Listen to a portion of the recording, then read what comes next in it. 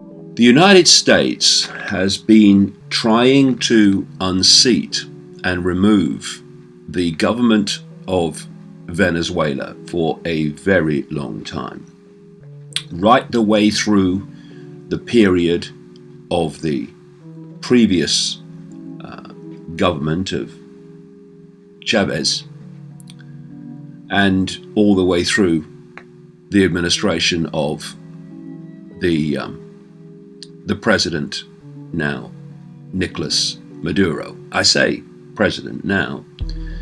We've reached the point where the opposition leader in Venezuela, Juan Guaido, has set himself up as the interim president of Venezuela. And Trump and a number of other people of the same mentality around the world have recognized this Guaido as the de facto legitimate, better word, leader of Venezuela. And it just shows you. Now, I'm not saying for a minute that mistakes haven't been made by the Venezuelan government. But if you look at the background, it's a classic. You try, first of all, to get rid of leaders, governments you don't like. And when I say you, I mean, of course, the United States and that web of which it's a part, no matter who's in power. And you'll try to organize a kind of civil unrest and all that. And if that doesn't work and you can't pour money in at elections to make sure your person wins, then you start destabilizing the country economically. Of course, sanctions, economic sanctions, have been imposed on Venezuela, and they've got more and more extreme. And what it's done, and I'm not saying the Venezuelan government, like I say, have not made mistakes, but what it's done is create economic mayhem in Venezuela.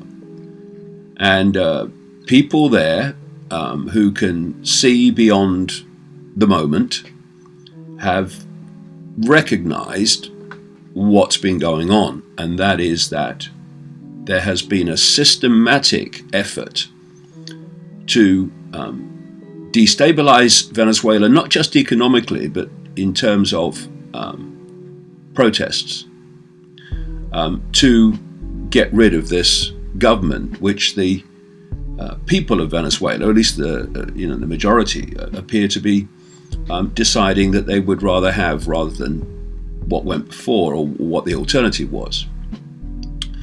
And so this has gone on and gone on and gone on until we've reached this point this week where Donald Trump, and it could have been Barack Obama, could have been Bill Clinton, could have been Boy George Bush, could have been any of them saying this, because it's the one-party state at work.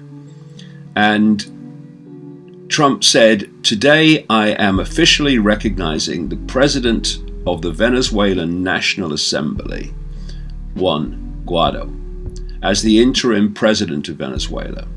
He called on the government of Nicolas Maduro.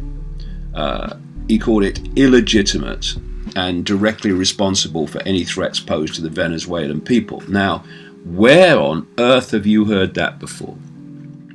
You heard that in relation to Saddam Hussein, in relation to President Assad, in relation to the leader, Colonel Gaddafi of Libya. You're hearing it being said about Iran. This is the mantra that you get, because they have a target regime anywhere, somewhere, and of course they're, oh no, we are moral, care about democracy and freedom, America. So we would never get rid of a legitimate, democratically elected government. Oh no, we're good guys, we're good people. We wouldn't do that. So what you do is you then start the mantra that the government that you are targeting is not legitimate, and that people are suffering, as if the American government care about that, given how many people it's made suffer in league with the British, etc., decade after decade after decade. But this is all part of it too. Some years ago, and I go into this in some detail in the book. I mentioned this in the last book, Everything You Need to Know But Never Been Told. George Soros, this billionaire financier, this global manipulator on behalf of this web, this cabal, he came out with a suggestion. Actually, he was just releasing something in the public arena so it could become law, that instead of having governments as the definition of sovereignty of a country, you make the people the definition of the sovereignty of the country.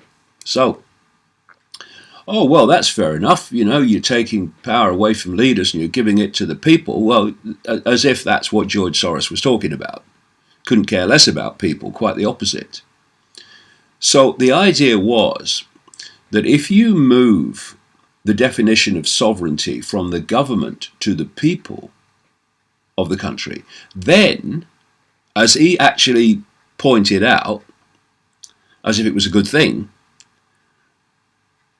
you are not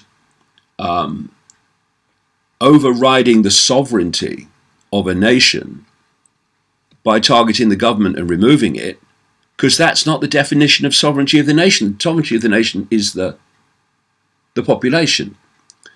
And this then was accepted by the United Nations, etc., and became the way that things are looked at. And what this means is now, when the cabal are targeting a government, they can say, this government is not a legitimate representation of the people. The people's sovereignty, basically, is being overridden by the government.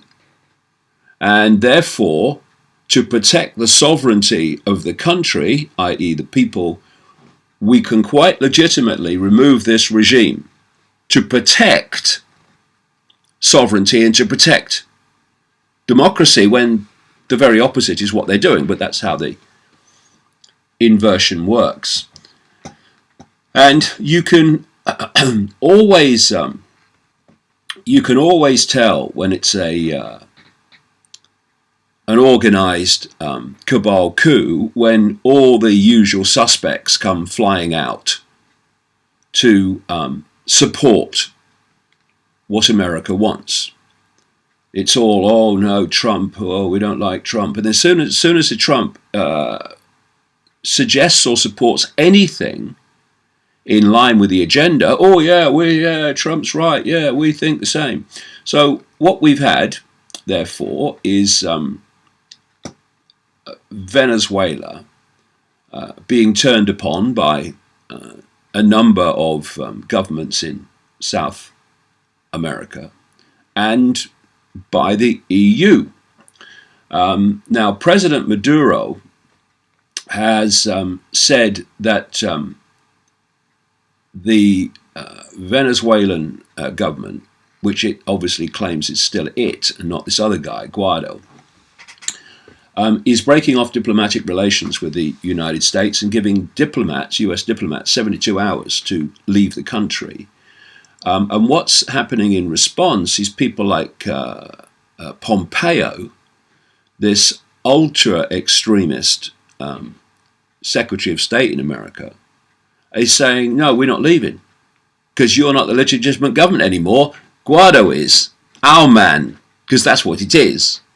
They won't be supporting Guaido if he had anything like the same policies economically, etc., as Maduro. It's because what's happening is that there is a coup, collective coup going on in South America, bringing in people that are representatives of this cabal, one of them being this new leader in Brazil, who, of course, immediately came out, entering stage far right again, to support what Trump said about Venezuela and to recognize this Guaido as the interim leader. So you've got a situation here now where, because of the recognition of an opposition leader as the interim leader, they're saying now that the Maduro government is not legitimate. So